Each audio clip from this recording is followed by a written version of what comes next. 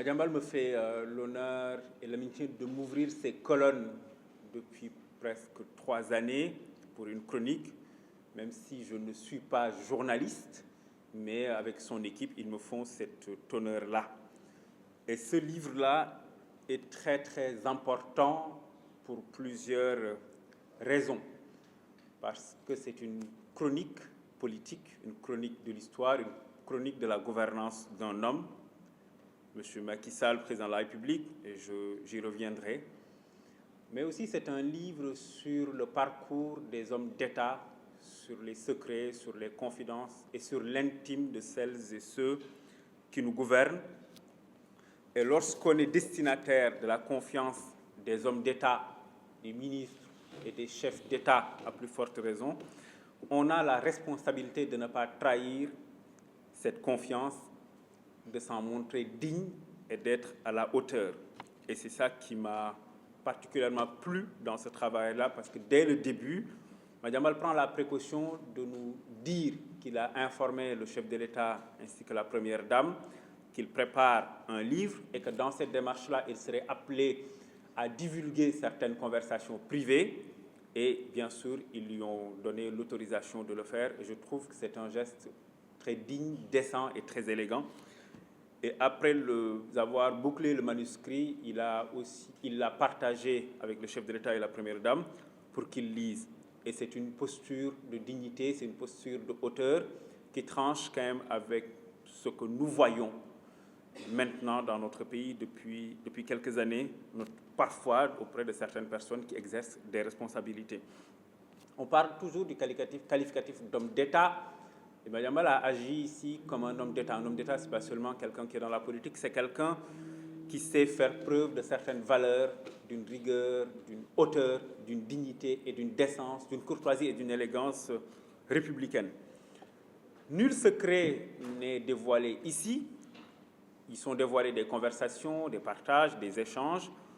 Et je le sais, il n'a pas dit, il a refusé de dire beaucoup de choses. Il a refusé de partager beaucoup de choses, notamment des questions liées à la sécurité nationale, à la défense, notamment des conversations avec le président de la République sur des collaborateurs. Et il a fait preuve de tenue et de retenue. Et c'est ce que son préfacier, Yorodia, dit, que c'est un livre où il partage ses échanges, ses conversations privées, mais c'est aussi un livre de décence et de retenue.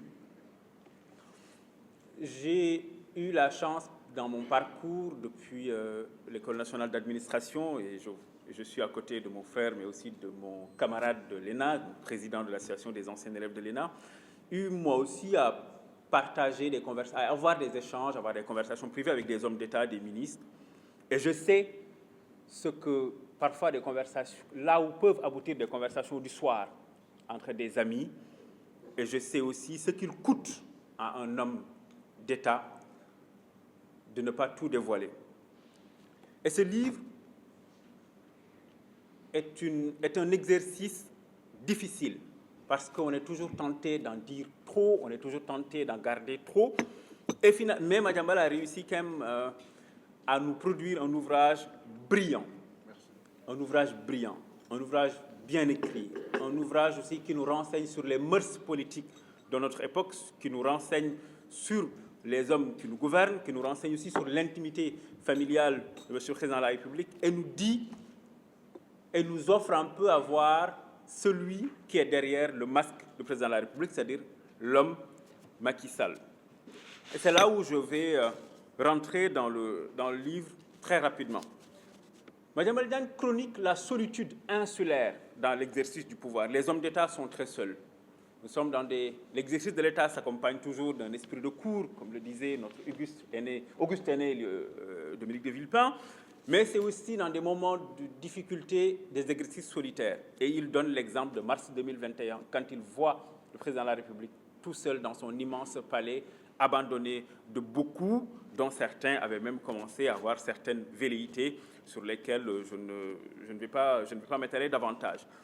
Madiambal Diagne parle aussi dans ce bouquin de la gestion des hommes, comment Macky Sall a choisi ses premiers ministres, comment il a choisi ses ministres, comment certaines trajectoires ont été dessinées, comment certaines responsabilités ont échu à certaines personnalités et comment aussi certaines personnes n'ont pas accédé aux responsabilités pour des raisons qu'il évoque. Et j'ai été frappé aussi par le destin et comment aussi parfois, dans le hasard ou des concours de circonstances, redestine la trajectoire politique d'un pays. Et je donne l'exemple, je ne vais pas le citer, vous allez le découvrir en le lisant, l'exemple d'un ancien ministre dont la démission, mais non-démission, finalement, en a fait un des virulents opposants du président de la République, alors qu'initialement, il voulait quand même rester dans le gouvernement. Ce livre est aussi une chronique de la trahison. On ne parle pas de politique sans parler de trahison, des destins qui se font et qui se refont. Merci. Ce livre est aussi, et ça je reviens à ce que j'avais dit il y a 2 mois ici, c'est aussi le portrait d'un Sénégalais. Macky Sall est un Sénégalais, pourquoi? Macky Sall s'empêche.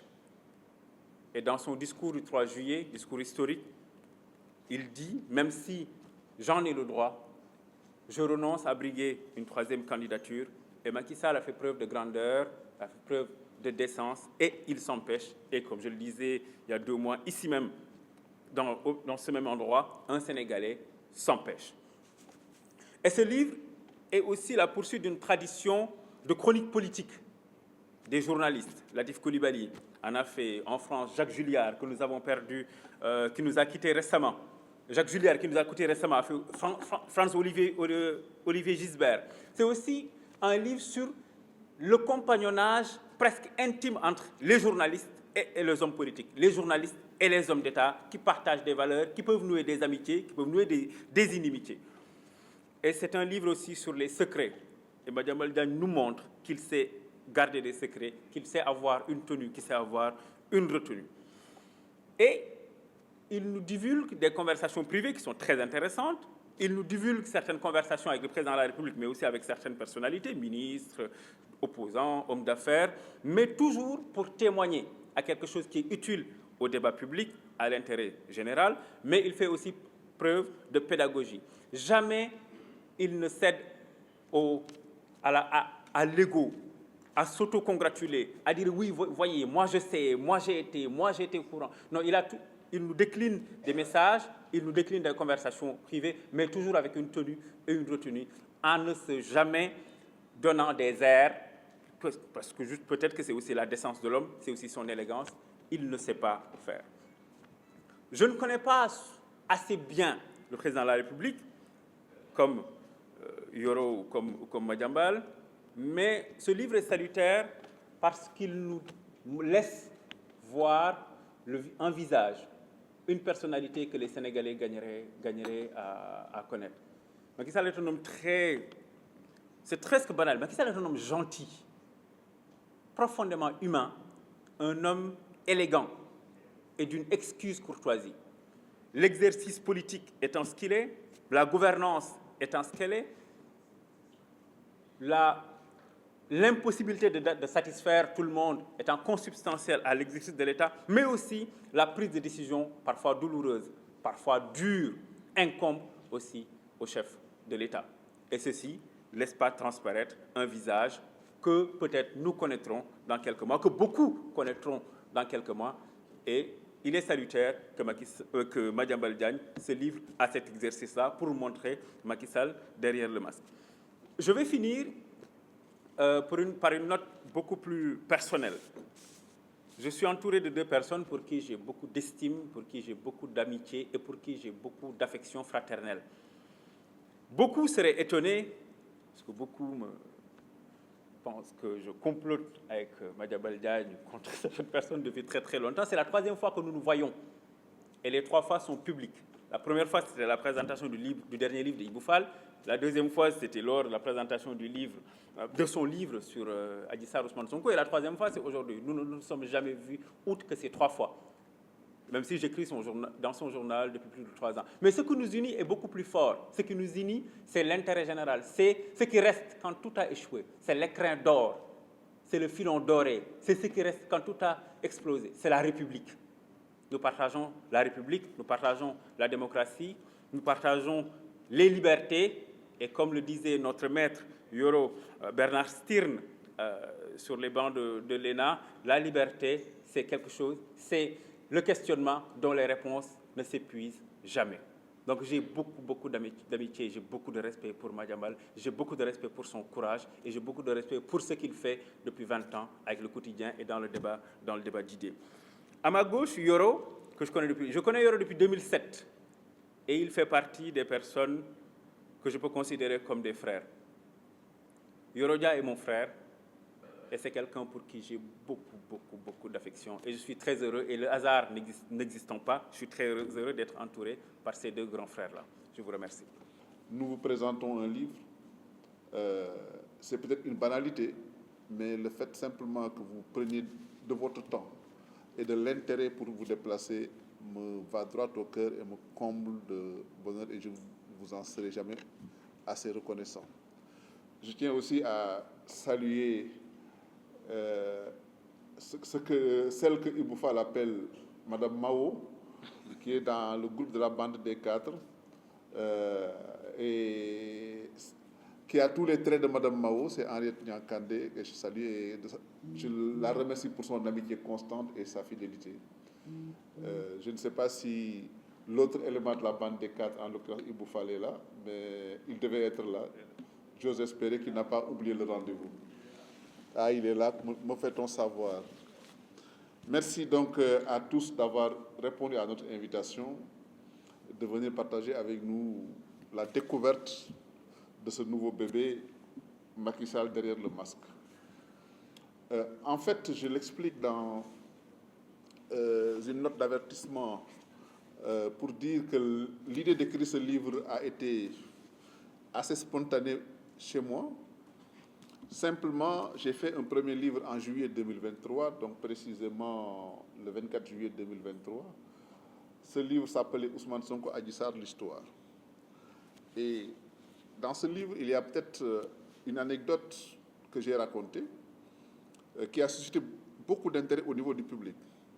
J'ai indiqué que quand le président Sall venait d'avoir l'information de ce scandale, sa réaction était une réaction tout à fait humaine, une réaction d'empathie et de compassion.